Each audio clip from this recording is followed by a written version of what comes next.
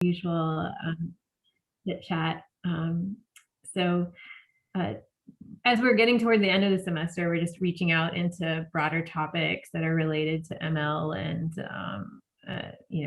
uses in society and stuff. And one topic that I wanted to talk about today is sometimes you design your algorithm and it does really well, and let's suppose that the algorithm actually does better for everyone. Like initially you're trying to give loans and you have some very bare bones way of deciding who should get a loan, who should not get a loan. Seems to, it kind of works. And then you start using a lot more data, you build some algorithms and you get increases in accuracy across the whole population. But suddenly you find that you can do much better on certain subpopulations than others, right? Maybe these are people who generate more data. These are people that you have more of in the data set. And so on one hand, everything's improved, but on the other hand, you've created an inequity where there wasn't an inequity before. Like before, everyone got crappy loan decisions, right? But now some people are getting less crappy. By crappy, I mean quality, accuracy, than others. So yeah, how do we? So I think that's an important question. Like, how do we think about that? And David, I know you've thought about this a bit. It is an important question because you've painted this beautiful picture of how everybody is better off now. Right? You had this algorithm that wasn't very good, or you had people making decisions, and now we've carefully constructed a machine learning system, and it's making better decisions for all parts of the population, but it has this inequity. So I think about these topics typically through my teaching, and I teach a business analytics program where we talk about fair machine learning and what does fair machine learning mean, and we talk about it in the context of bank loans. And there's an old data set. It's from FICO, which is a credit score agency, from 2003. And as I said, it's old data. If you play with that data, what you find is that if you build or if you view the FICO score as the classifier, and now you ask, what would a profit-making decision maker do with that classifier? Mm-hmm. What you find that you would have unequal true positive rates across different parts of the population, where true positive rate is of those who are non-defaulters, what fraction of them will get a loan? So you find some. You hope that every one of those gets a loan. You hope everybody will. If you had a perfect classifier, and I can look into your head and say, is Finale going to default? Say, no. Okay, great. Here, have a loan. But they found they got disparate true positive rates. Now, you say, okay, what do I do? Well, one thing you could imagine doing, you could say, okay, I still want to maximize profit, but let's add a constraint to equalize true positive rates across the 4 subgroups that they're talking about here: white, Black, Hispanic, Asian. If you do that, you find that the profit maximizing true positive rate equalizing lending decision is going to have to add noise, like deliberately make a less good decision on 2 subpopulations, whites and Blacks. Why whites and Blacks? Because the classifier, at least as of 2003, was more accurate on those 2 populations than the other populations. So you've kind of, in the interest of equity, you've pulled people, you've deliberately made decisions less good on some parts of the population. And that feels like a very challenging place to be in, to deliberately. Because you might be very sure that this person deserves a loan, but you're going to flip a coin, basically. And hold them off the Pareto efficient frontier. They're no longer on the ROC curve. Mm-hmm. Reminds me, by the way, this is a tangent, but Xerox used to make a lot of printers, and they would sell the same printer for 2 different prices. But one printer they would deliberately damage. They would disable the functionality to make it less useful. So they'd make it worse to be able to sell it at a different price. So it's kind of like that, and it feels problematic. But then the last thing I wanted to say is now think about incentives. So now the question is, okay, is this a good long-term position to be in? What if I now, as a lender, am required to equalize true positive rates? The interesting thing about that is that it's going to make me want to invest in improving accuracy to the parts of the population that are making me have to degrade performance for other parts of the population. Right? So if I can lift up in this example, my predictive accuracy to Hispanic and Asian, then I can improve the profit I'm making as a bank, because you've tied my hands. You've said true positive rates have to be equal. So it's very interesting kind of dialogue then that plays out as to what we should be doing. Yeah, and I think this is also just a lovely example in the sense that the power was all in sufficiently in one place. Like, this bank has the option to change their accuracy rates. They have the option to try to collect, more data on their customers, at least, or whatever it is, to try to improve it. So I think this is a great example of a situation where, like, change seems possible, right? And change is doable. And then there's obviously a lot of other scenarios that are a lot more sticky. I think about healthcare scenarios, and there we have similar sorts of issues, but gathering those data and kind of how would the patients feel? Like, it's one thing not to get a loan. How would a patient feel if you're like, we're pretty sure that this treatment's going to work, but we're going to give you this other one to make sure that things stay equitable.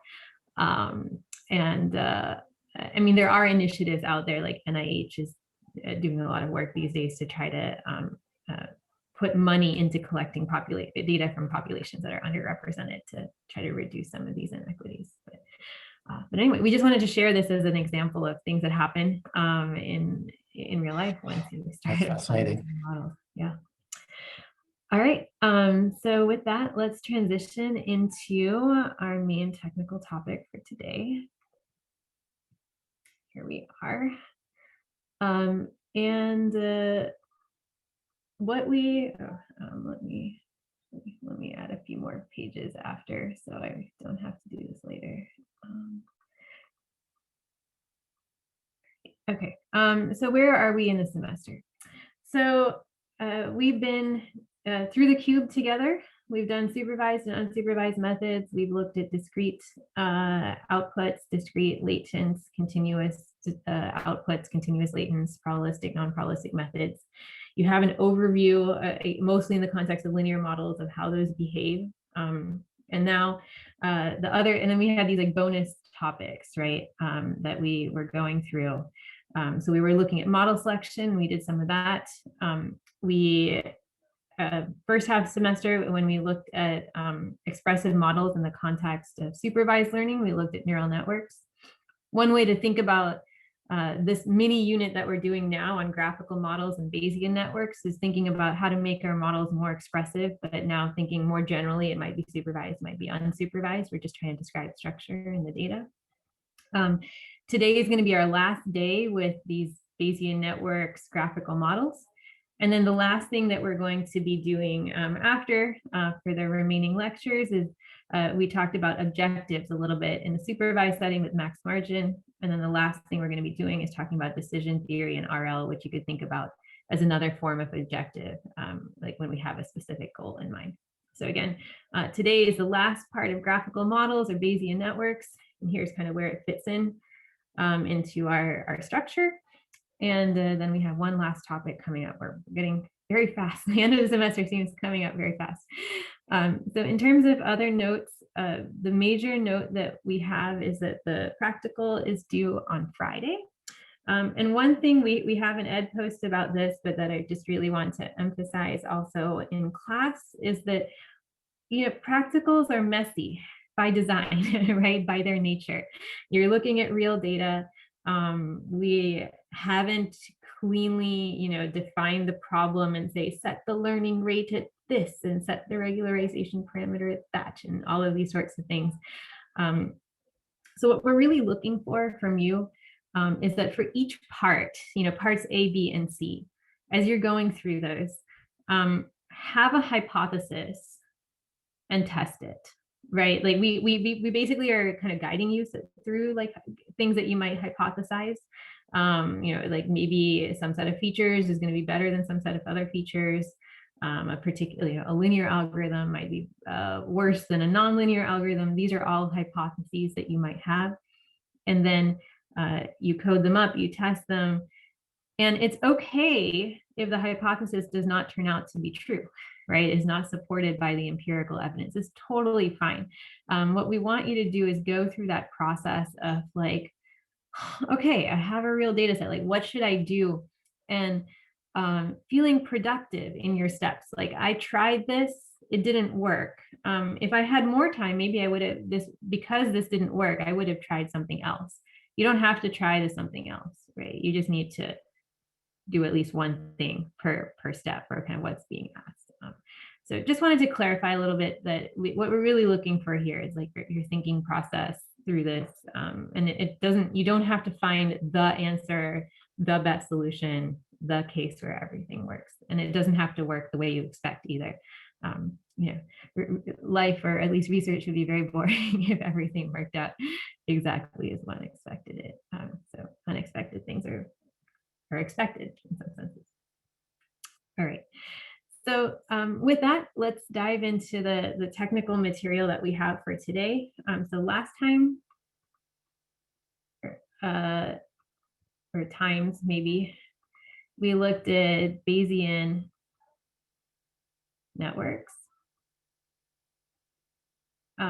We defined them. That was 2 lectures ago. And then we also talked about how to do inference in them. That was last lecture. Today, we're going to talk about a specific Bayesian network form, which is a time series model. And specifically, we're going to be looking at hidden Markov models.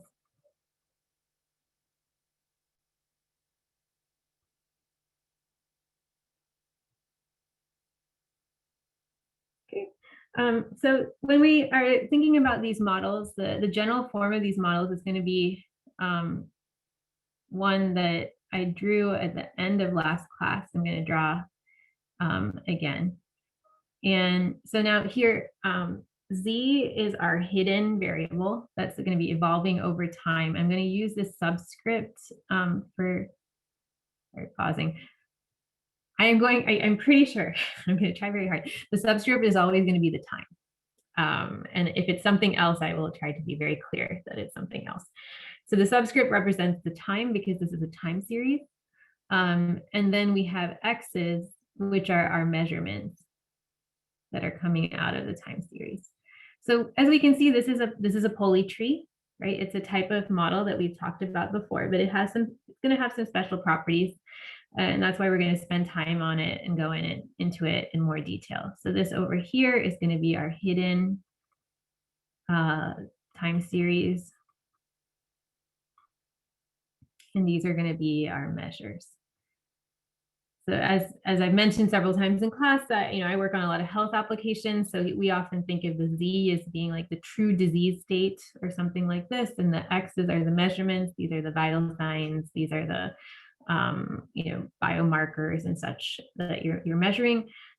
Prior to working in the health space, I did a lot of work with robotics, and in the robotics world, your Z's might represent, the true position of the robot at any point in time, and the X's are the LiDAR, the laser measurements, or the radar measurements, or whatever sonar measurements that you have coming off of the sensors, and these other things. So there's lots of situations where you can imagine that there is some process that's evolving over time, and you're getting measurements of that process at various intervals. So to define this, notice that we have all of these, each arrow we need to have like a distribution for, right? Represents a distribution that we need to define. And the key assumption that we're going to be making is that there are 3 distributions we'll care about. So there's going to be a distribution that's just the P, I'm going to call it P naught of Z. So this is going to be the distribution Z1. So it's the distribution of the first variable at the first time step, because there's no arrow coming in. So this is kind of the head of the, if we're thinking about the generative process, this is the root over here that generates the rest of the graph here. Given the Z1, we get a measurement. Given the Z1, we get the Z2, etc. So we need to know where to start it, right? So this defines like where we start.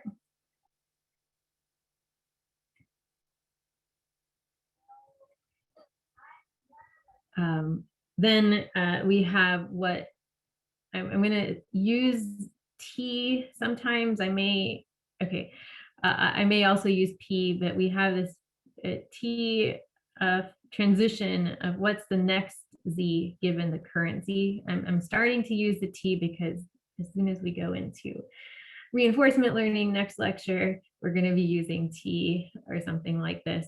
So this is the distribution. The next Z given current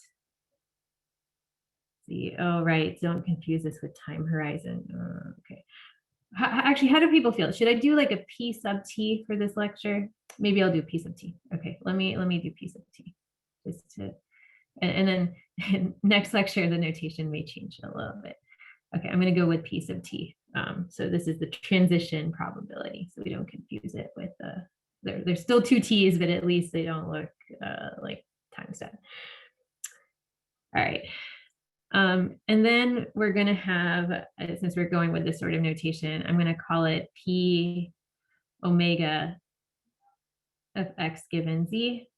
And this is the distribution of X given current Z. So an omega is often used for observation, like Greek O for observation.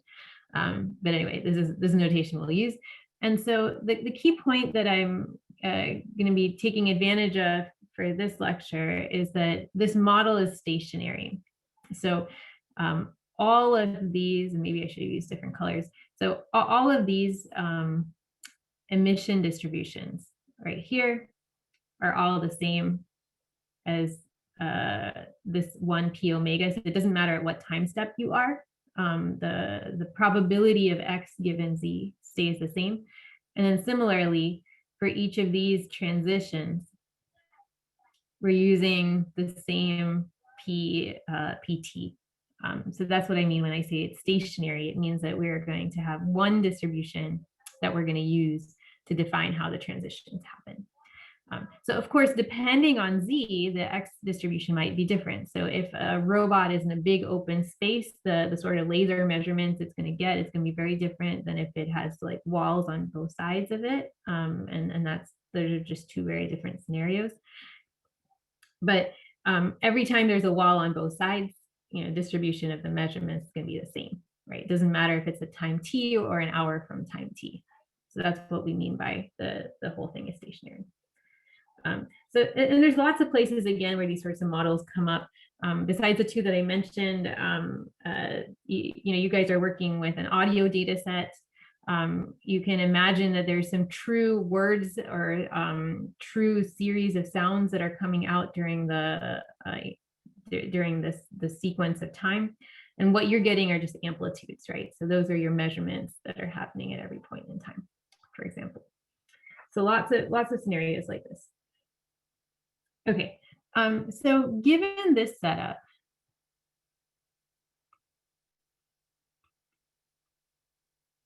there are several questions.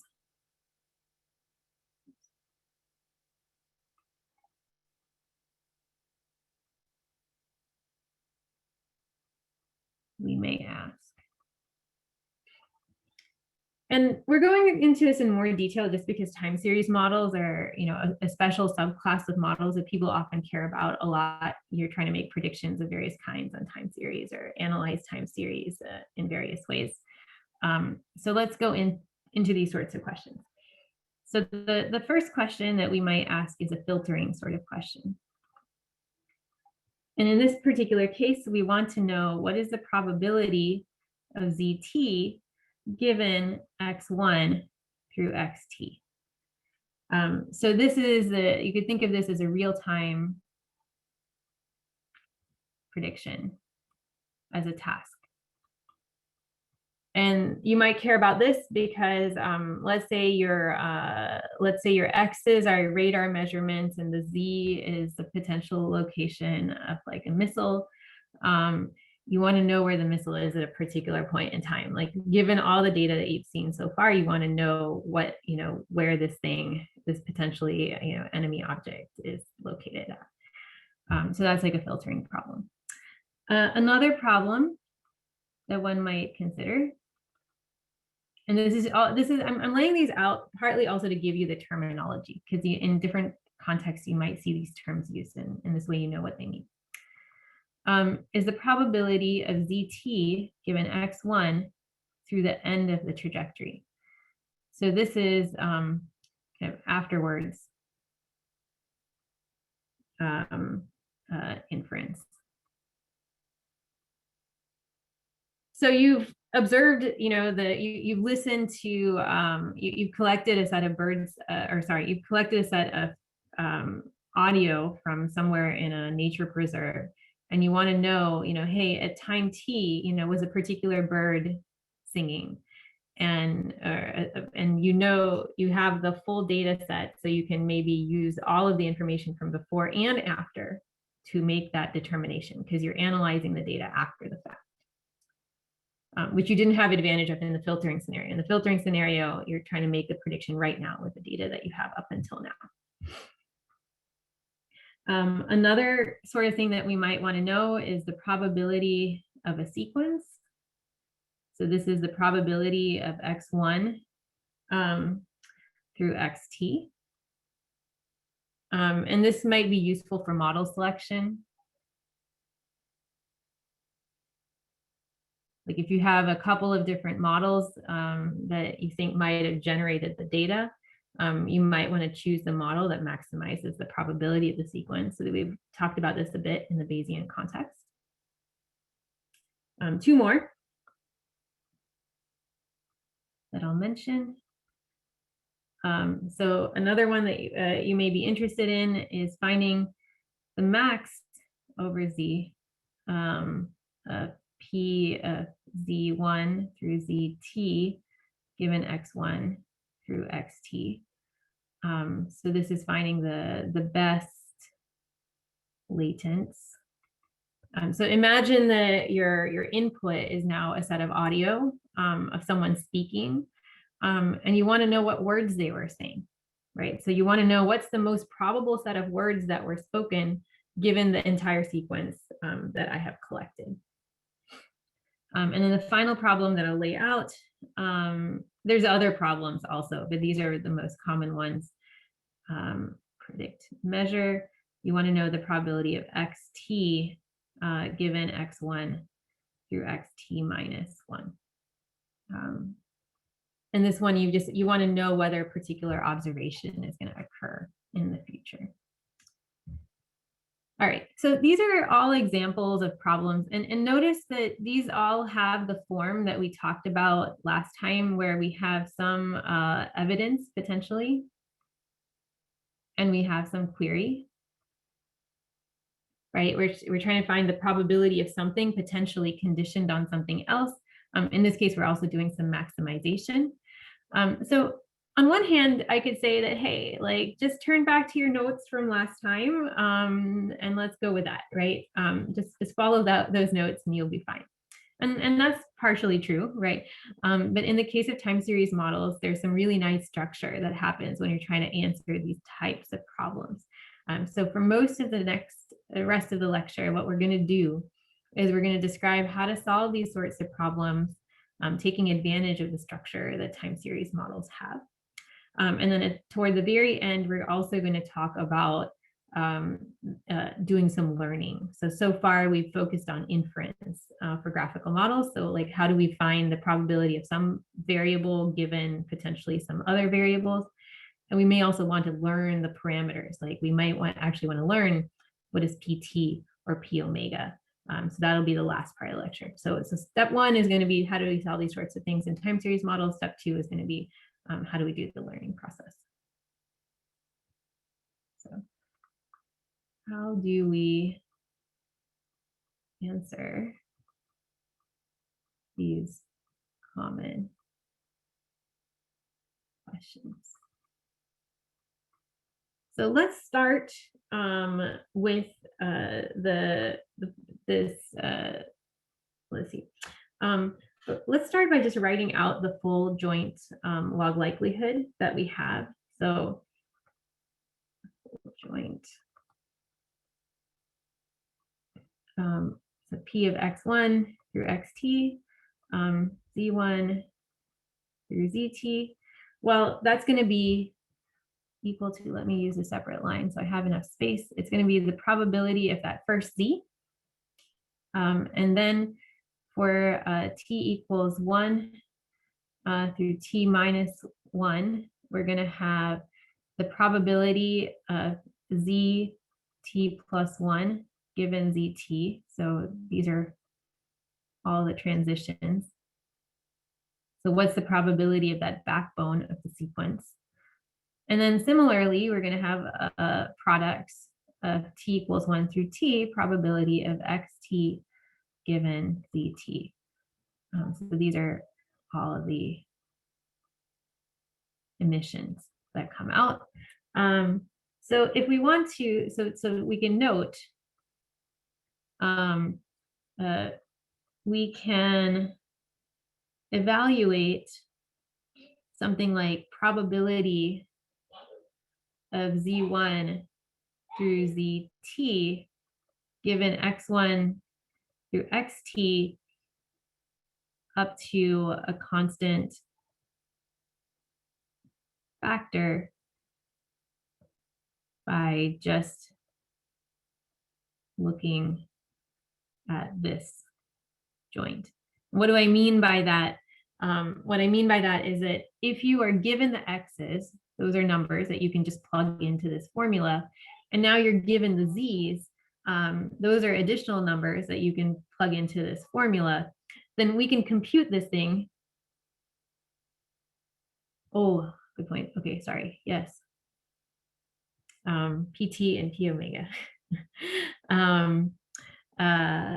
Right. So we can evaluate these things. These are just numbers, right? And so we had two different possibilities. Like we want to know, is this sequence more likely than this other sequence? We could compute the joint probability for each of those sequences, and we could compare them, right? However, if we want something like P ZT,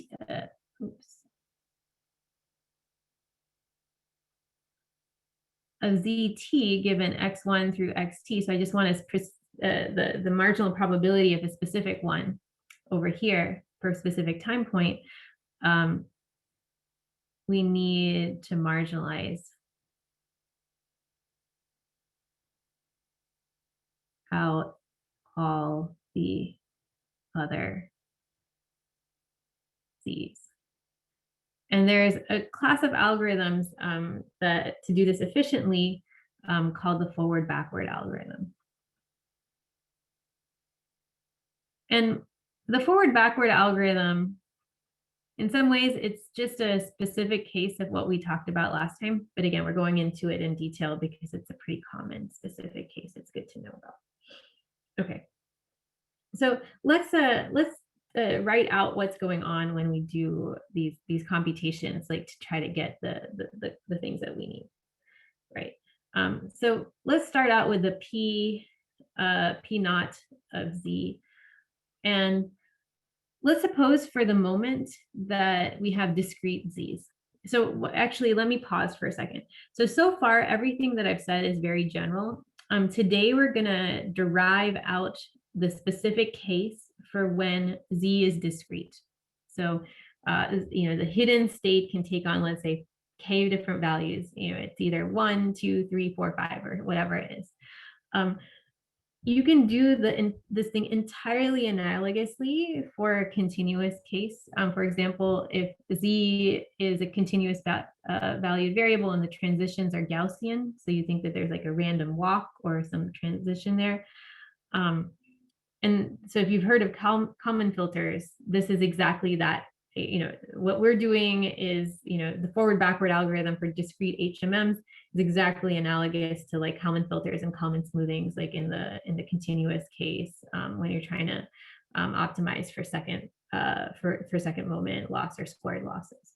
So I just want to point that out, that, and actually last year we had a homework where people, where you all, the students, derived the Kalman filter as an analogous thing to do. We cut it this year just to make things less painful, but it's a totally fun thing to do. If you have extra time, you should try it. Just look at this algorithm and you can use the things in the continuous case totally analogously. So anyway, I'll stop gushing there. I just think it's one of those things where, at least when I coded it up for the first time, I felt very happy. It's one of those like, wow, like this works. But anyway, all right. So P of Z, let's get going with the actual technical stuff. It can be written down, for example, as a vector of probs of each value of initial Z, right? That's what it corresponds to. And now let's suppose that we have P of X1 given Z1. So actually I should write Z1 over here. Well, oops, I don't want that omega. So I want to compute this probability. How am I going to go about computing this probability? Well, I need to take, sorry. Okay. A little bit early. Okay, so now suppose that I wanted to compute the probability of X1. So the probability of X1 is going to be equal to the sum over Z1, probability of Z1, probability of X1 given Z1. So P naught omega, there we go. And why is that the only thing that I need to sum out? Well, remember the graphical model structure. So I have Z1 over here producing my X1. And then it's producing some Z2s. There's some X2s out here, blah, blah, blah, blah. When I want to find this distribution over here, the probability of X1, well, these other variables out here don't matter, right? Because they're unobserved, right? Now, if I had observed an X2, so if I had probability of X1 given X2, then I'd need to feed this information back, right? There'd be some information sitting here about X2 that needs to make its way back to, through Z1 to X1. But in this case, since I don't observe any of these things out here, and conditioned on Z1, this part of the chain is independent, then I only need to consider what are the possible values of Z1 out here. Cool. So this is the part that I'm considering at the moment. And this is a summation that I need to do this. So what does this summation look like? So what the summation is going to look like is that I have for each Z1, that's this vector out here. And then I have, what is this P of X1 given Z1 going to look like? Well, that's also going to be a vector, right? Because even if X is continuous, this is going to be a vector with the probability of X1 given that Z1 equals K for each of these different pieces, little K sitting out here. So because the Z is discrete, right? For any particular discrete setting, I can compute the probability of that emission. Whether or not the emission is discrete or not doesn't matter. I'm getting for every single value. Remember, this thing is fixed, right? that's the value that we're trying to get the probability of. So because the probability of x, sorry, because the x1 is fixed, we only need to consider the probability of this fixed measurement under these k different settings, these discrete settings. So we have these two vectors. We are taking the product of these two sets of numbers and we're summing up, which I'm going to just write as in kind of cartoon as the sum over this like Hadamard product. So basically we're taking element-wise product of these two vectors and then we're summing them down to get the probability of x1. So that's the process by which we would get something like probability of x1. Now let's talk about, so here's one calculation, here's another calculation. Soon we're going to start seeing some patterns, some useful patterns. So now let's think about probability of x2 given x1. So we're talking about the measure, the prediction problem right now, but it's actually going to relate to all of the different problems that we laid out at the very beginning. What is a Hadamard product? Element-wise product, sorry, it's a fancy word. So basically, when we take this sum over z1, we're going to be taking this element, we're going to be multiplying it by this element. It's where like z1 equals, 1. For z1 equals 2, we'll multiply these guys together. For z1 equals 3, we'll multiply these guys together. It's like the inner product. Oh, yeah. When we're adding, yeah. But I'm pointing this out because we're gonna end up with these like element-wise multiplies as we go forward. Like right now when we expand this particular guy out. So now let's suppose we want the probability of x2 given x1. So in this case, we're going to have to sum out z1. We're going to have to sum out z2. And then we have the probability of z1, transition probability of z2 given z1, probability, emission probability, x1 given z1. So I'm just writing out the joints, and I want this also to be something that maybe folks notice. At least for me, I always have to write out the joint distributions to do anything sensible with these graphical models, because then I know where I am, and then I know that I need to push stuff around. So there is no shame in always having to go back and looking at what the joint distributions look like and reasoning from there. I find that I almost always have to do that to make sure that I'm not making any silly mistakes along the way. All right, so what's the most efficient way for me to do this computation? It makes sense for me to sum out the z1 first. So that means that I'm going to put the z2 out here. I'm going to have the probability of x2 given z2. And then all the other terms have a z1 in them. So that goes in here. P naught of z1, P transition z2 given z1, P omega x1 given z1. And now let's take a look at what some of these things look like.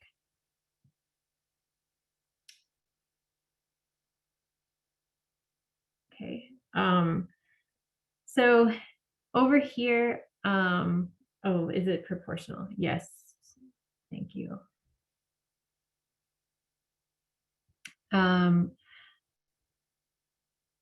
So over here, this is going to be a vector, right? Remember that the x's are given. So for any particular value of x that we're considering here, for every value of z, we'll have a probability. So this is going to be this p omega of x2 given z2. These two, we already talked about, these are vectors.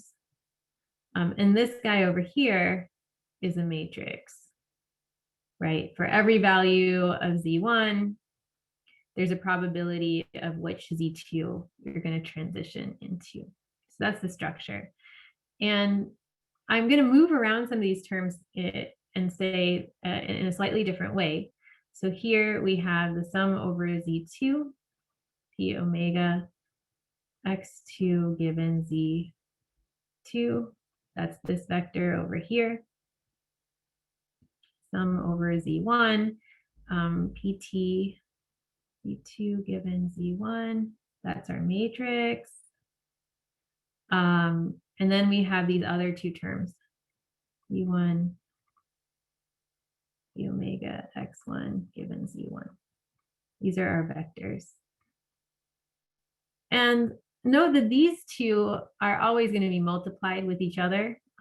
Like for any, so these are two vectors that are going to be element-wise multiplied in this process, because for every value that we're cycling over for Z, we have to cycle through, we have to multiply these two numbers together.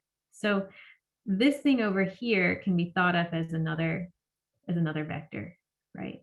So what's going on here in pictures? Let me just draw this part of the graph.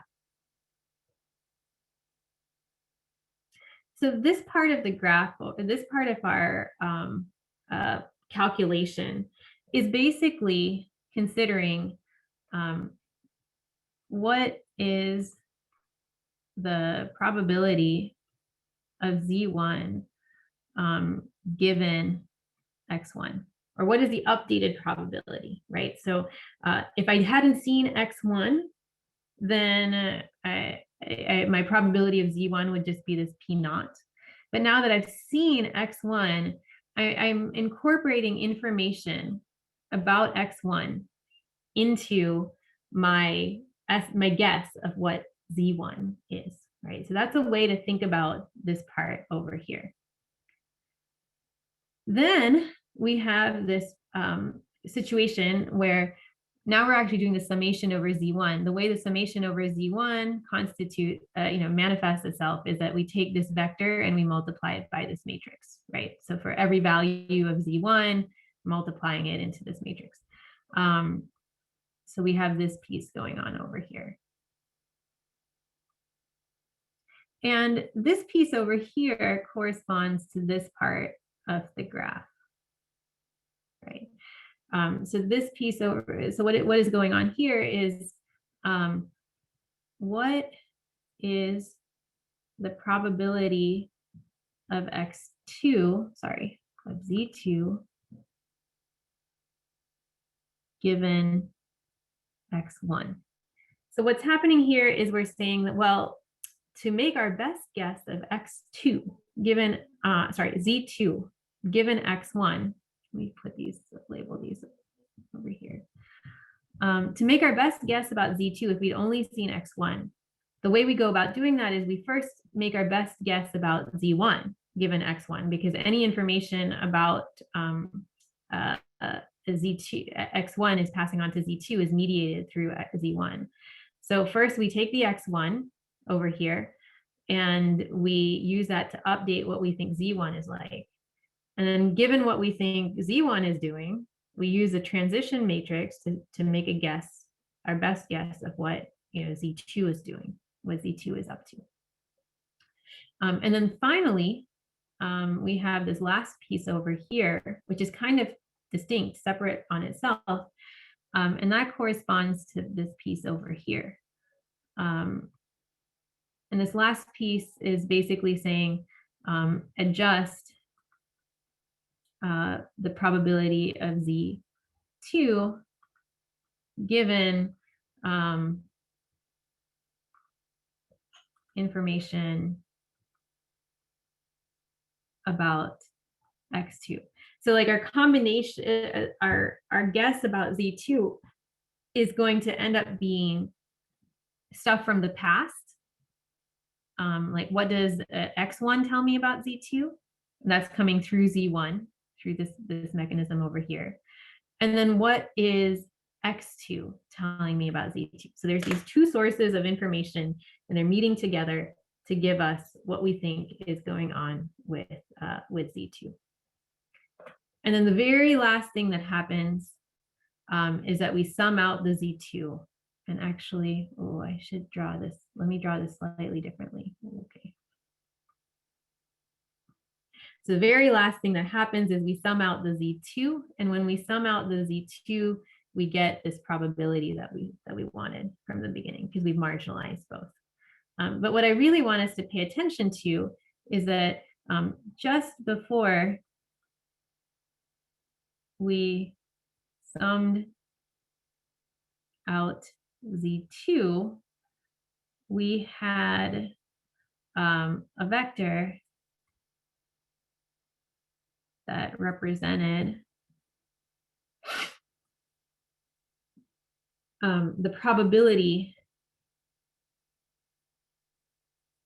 of Z2 given x1 through x2. In this case, just two numbers, right? And this is going to be the thing that helps us with our recursion.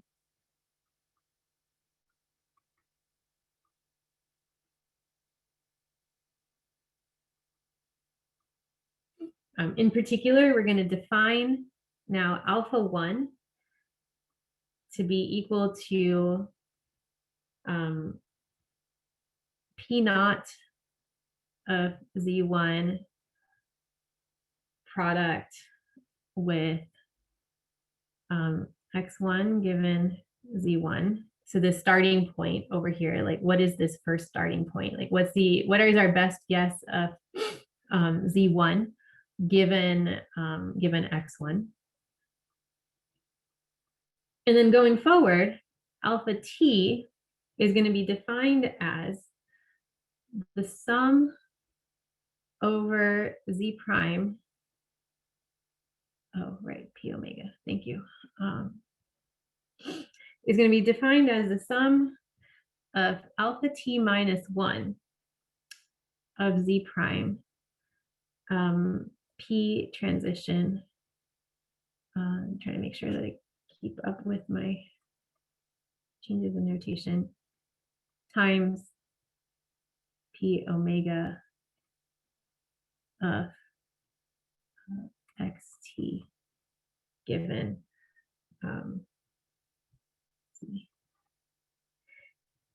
so what this is basically doing is it's propagating forward this notion of messages that I was trying to set up over here. So if we had now another time step, so we had,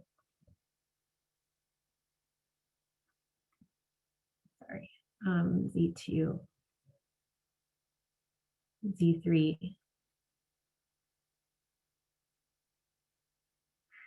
What the alpha would correspond to is basically combining this information, that's this over here, with this information, and that's this term over here. So what's going on is that this alpha recursion is basically at every time step, it's keeping track of what's the probability of this final variable, like what's the probability on Z3.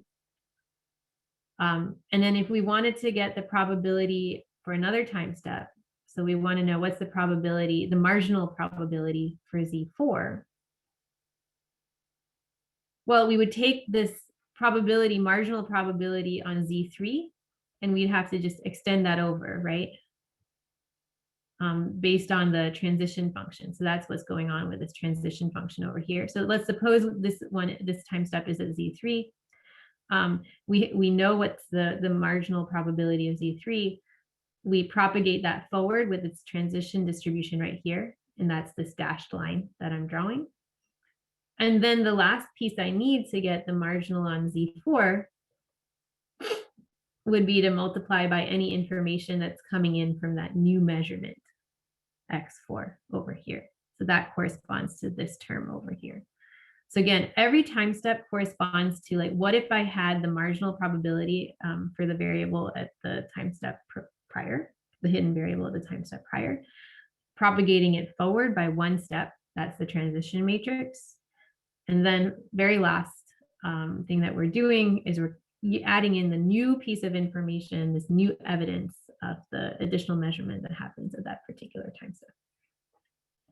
So this is the forward step.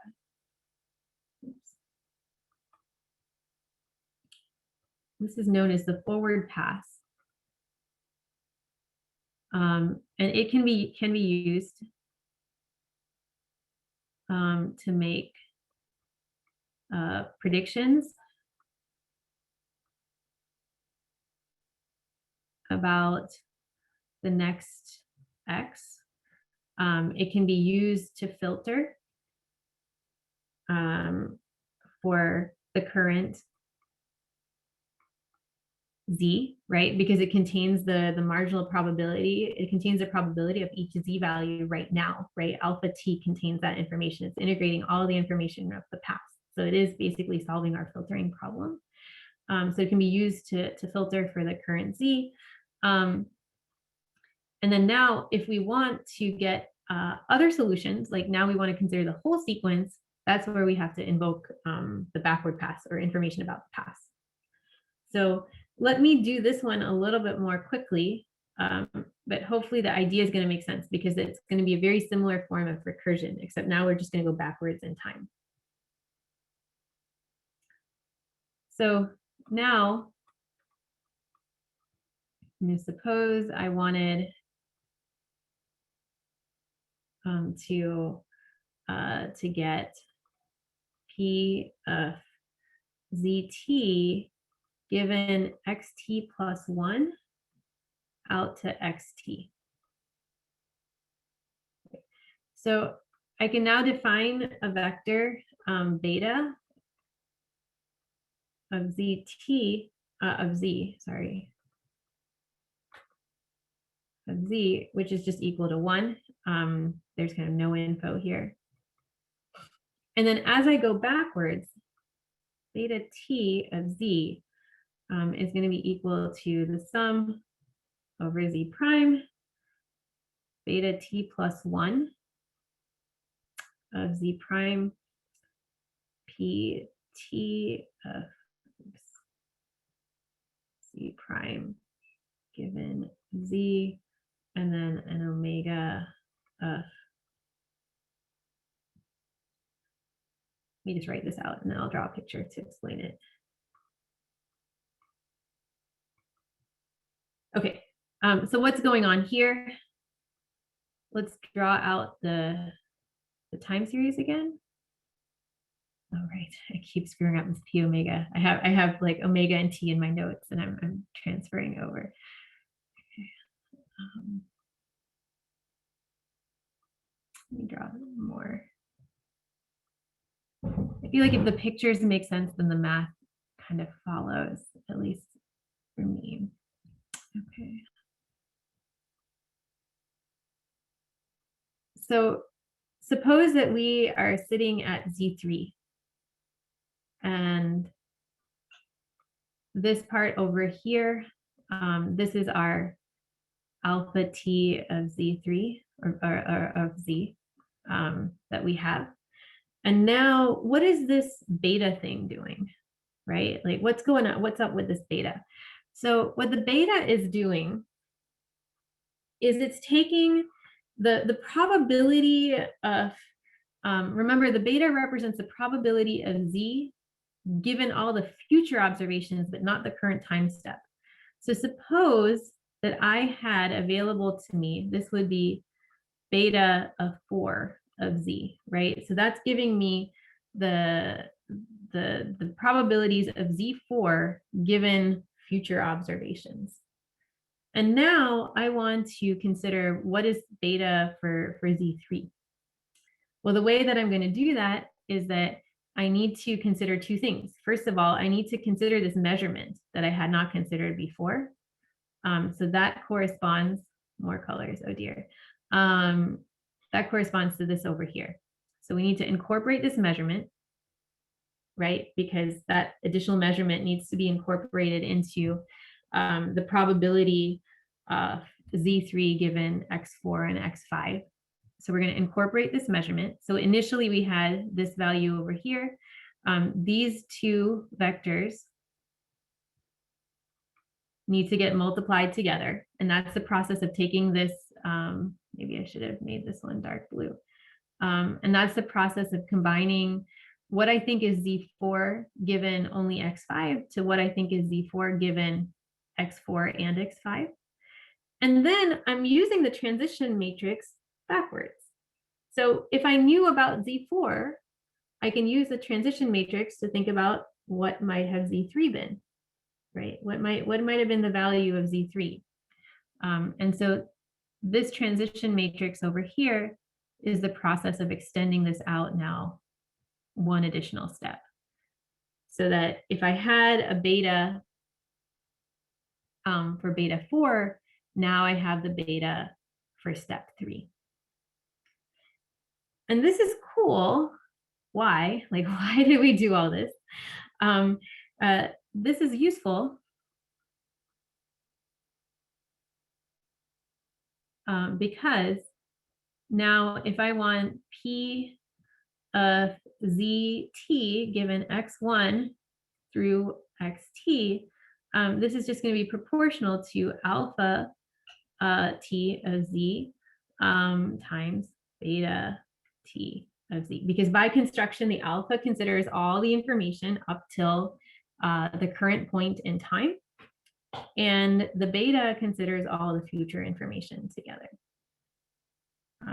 So if this was a little confusing, first of all, one thing that I want to emphasize is that this is exactly the same thing you would have normally done. Like if I had said that this is if Z3 is my query variable, and I asked you to do the sort of inference that we talked about last time on this query variable, what would you have done? Well, you would have put Z3 at the root, you would have gone out to the edges, so you'd gone out to the Z1, you would have gone out to the Z5, and you'd have worked your way in, right? Because that's how we talked about doing it last time. In this particular case, computing that going from the outside going in is exactly this forward-backward algorithm. So the forward part is the part that goes to the Z1 and works its way up to Z3. And the backward part is the part that goes all the way out to the Z5 and works its way in to the Z3 and combines those together. So again, this idea is exactly the same as what we talked about last class. But because this isn't an arbitrary Poley tree, it's a very specific one that has this like linear chain structure, we really only have to think about two pieces of information, right? There's information coming from the past, and there's information that's coming from the future of that particular time step. Great, so now let us go back and look at which problems we know now how to solve, to the problems from the very beginning. Okay, so the filtering problem, as we said, can be solved by the alphas. We just finished talking about the smoothing problem by using the alphas and the betas. The P of sequence problem can be solved by summing out the alphas at the last time step. Why is that? Well, remember over here where I was computing this P of X1, X2 given X1, and I said it's proportional to the joint probability of X1 and X2. Well, that's a summation, Z1 and Z2, over here, where I said, well, I really am really excited about this combined vector because that was the one that's going to become my alpha. But if I had summed out that vector, that would have given me the probability of the sequence, right? That's going to give me the joint. So I know how to now find this joint distribution. And the prediction problem was related to that, right? Because it's proportional to the sequence problem. So the only one in here that I haven't talked about yet is the best path problem. So I'm going to very briefly, I'm going to talk about how we could do this. And then we're going to talk about learning, and then we're going to do a concept check. Okay. So we've gone through 4 of these 5 possible problems that we want to do. Okay. So using alpha and beta, we can do filtering, smoothing, P of sequence, and prediction, right? So remaining is what if we want to find the maximizing P of Z given the x's. And I'm going to walk us through the basic idea here, just in the interest of time, and leave out some of the key, like we're not going to go through all of the steps like mathematically, but I'm going to lay out the key ideas. So the key idea is that, well, we can find the P of ZT given x1 through xt via the forward pass, right? So we can find what is the best, we can find the distribution, the probabilities for each value of ZT using all of the information using the forward pass, right? These are our alphas. So then the next thing we can do is we can find the best ZT. It's like the maximizing ZT.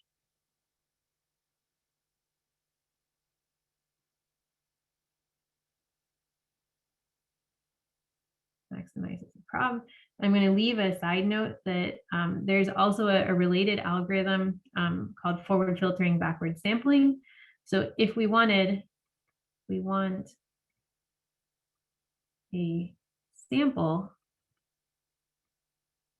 from probability of Z1, ZT given X1, XT, we could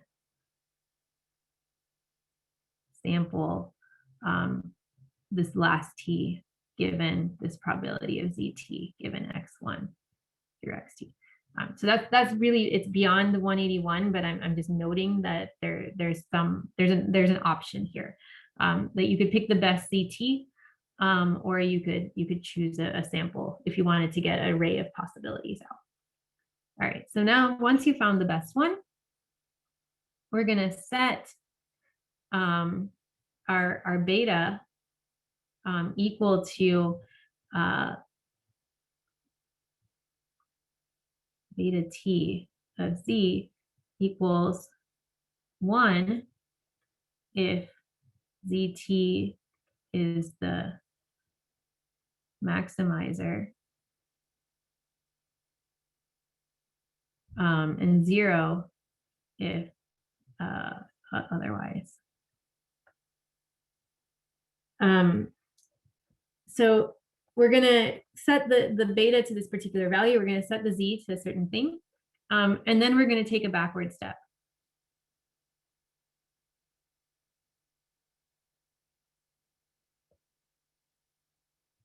And we're going to say, if we know the last value of z, because we picked it to be the best possible one, then now what is our new alpha of t minus 1, or I guess beta t, to pick the next, taking one step backwards, like what's the best solution for one step backwards. So this over here is going to give me a new vector. Actually, this should be t minus 1, sorry. So this is a new vector. We can pick the best z t minus 1. Oh, okay. Yeah, David's making a note that maybe it's confusing to use beta for this. Let's choose a different, we can choose a different variable here. So this is going to play the same role as like the beta in the sense that it's carrying the future information back to the past. But I'm going to arbitrarily, I'll just call it a gamma. So this is the thing that is taking information about the future. It's saying the future is set. The next z in the sequence is equal to 3. And if you know that the next z is equal to 3 and you have all your past information, what is the best choice for my z at the current time step? So if I go back to my picture that I keep drawing,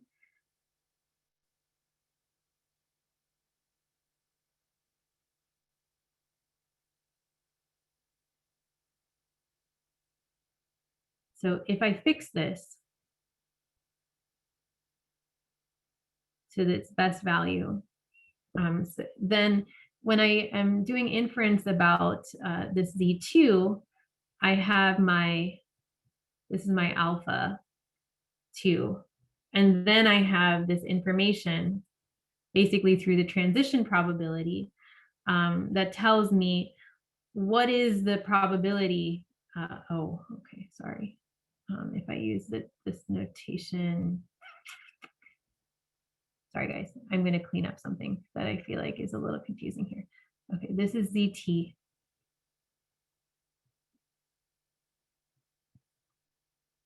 Sorry, gamma T. And then the gamma T minus 1, we need to do the same computation that we did with the beta T's. So gamma T minus 1 of Z is going to be equal to the sum over Z prime gamma T minus 1 of Z and sorry, Z prime PT of Z prime given.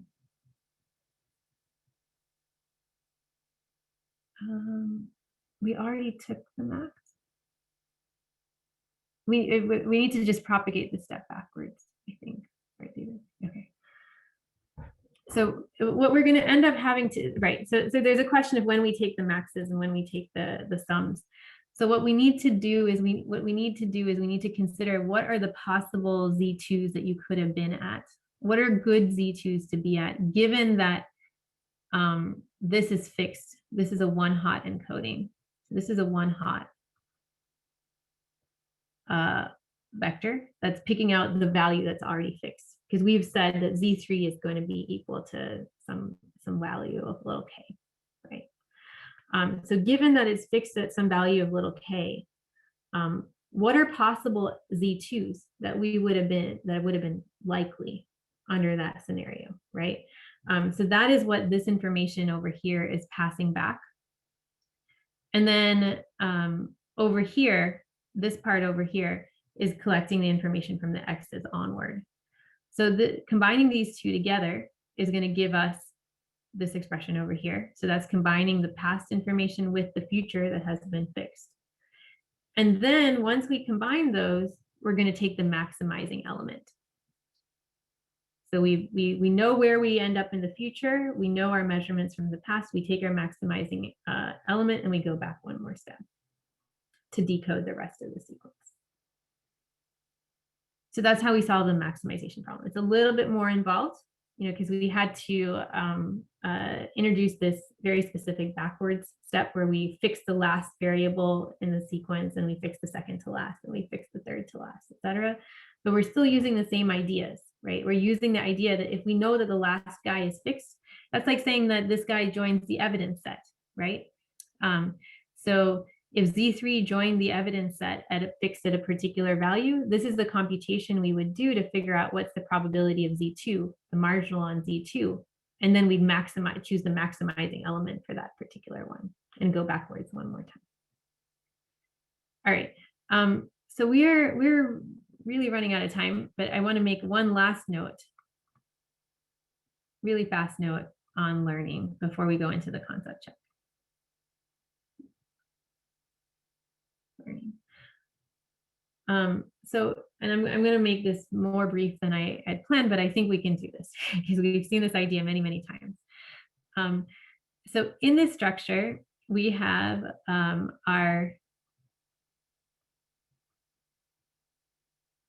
we have two sets of variables. We have our hidden variables.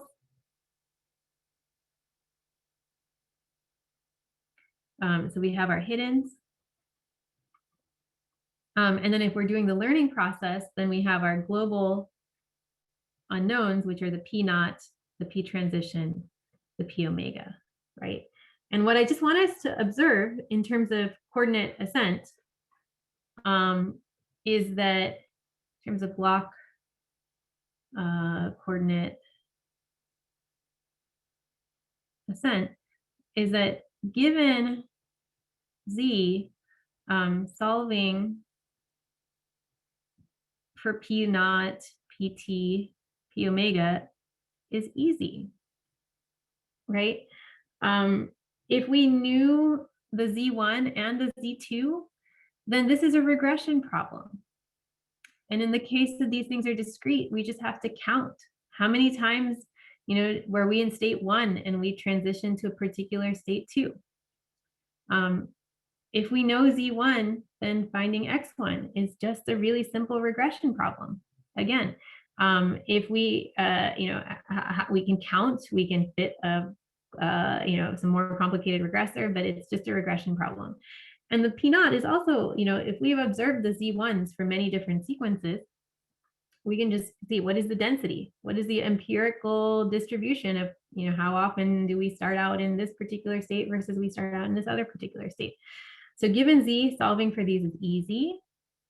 And we just spent the whole class talking about how we can do various types of inference on Z, given P naught, PT, and P omega. It's not easy, but it's still, we have formulas for it.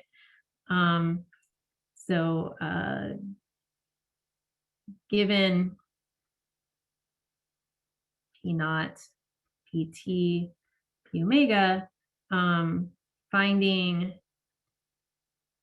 the maximizing Z or P of Z is also doable, not too bad. And so we're set up, right? So we're basically set up where we can run either a maximizing step where we find the best Z's, and then we find the best P naught, PT, P omega. We find the best Z's. We find the best P naught, PT, P omega. Or we can find the expected values, right? So we can find the expected values of Z, and we can update P naught, PT, P omega, and vice versa. So we can do a max, we can do an expectation maximization. Either way, it's a block coordinate ascent that's relatively straightforward, right? So we have EM, we have max, we have possibilities. And the core idea that we've been harping on for all of the unsupervised learning part, it's this block coordinate ascent. We can use block coordinate ascent to do this, because once we fix these locals, the globals become easy. Once we fix the globals, the locals become not too bad. All right, so I'm going to stop there. And what we're going to do is I'll, for those who can stick around for a few extra minutes, we'll go ahead and do a quick concept check. And also totally understood if, obviously people have to sign off. Sorry, going a little bit over here.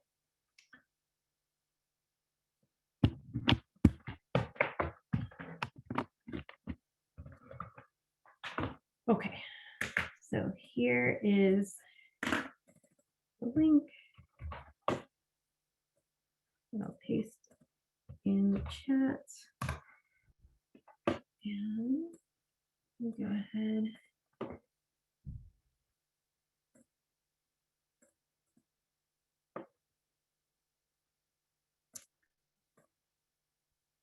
Recreate ends.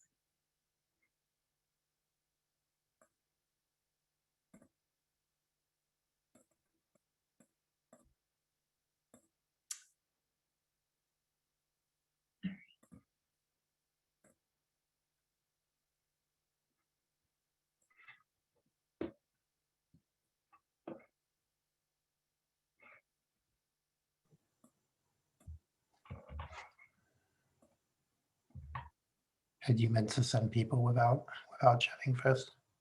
Oh shoot, it's okay. It's pretty easy, so hopefully it'll be fine. It's like crap. I made you. I know you have to go, but made you host, so I'm not able to pause the recording. Oh yeah. Oh right. Okay, I'll take care of that. That's okay.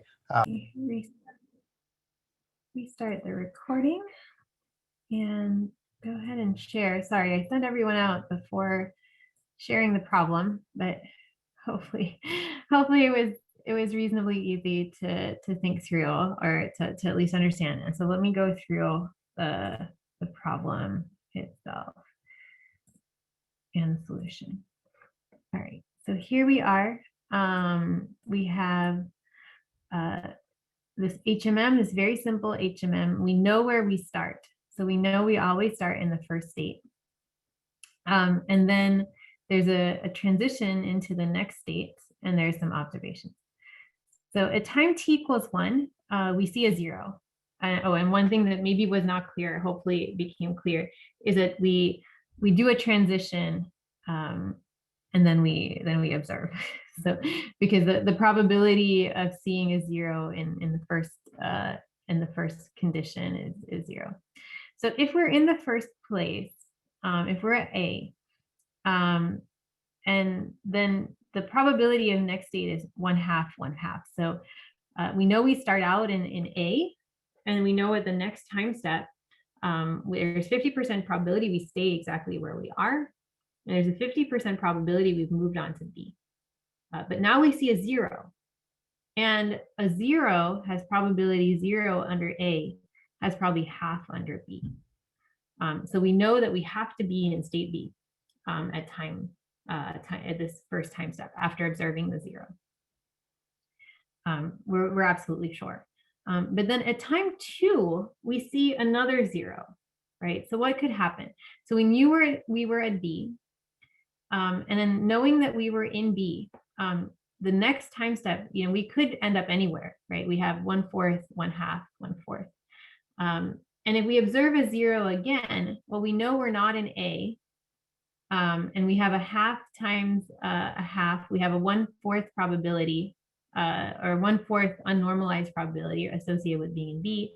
And we have a 1/4 times a 1 unnormalized probability of being in C. So 1/4 and 1/4 in both cases. So it's 50-50, right? If we observe 2 zeros, we're not sure whether we are in state B or C. And so one thing we also wanted people to notice when doing this particular exercise was that sometimes the uncertainty goes up and sometimes it goes down. The first time we got a measurement, we observed that 0, boom, we knew exactly where we are. But now we see the second 0, we're actually not sure where we are because the transition has a chance to move us to a new position. So that's the general idea. I'm happy to hang out for a few more minutes to chat about this or any other part of the lecture.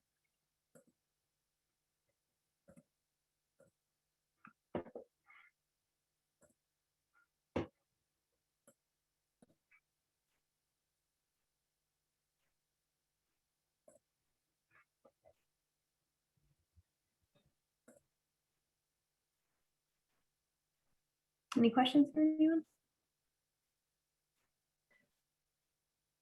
All right. Okay. So I'm looking at like the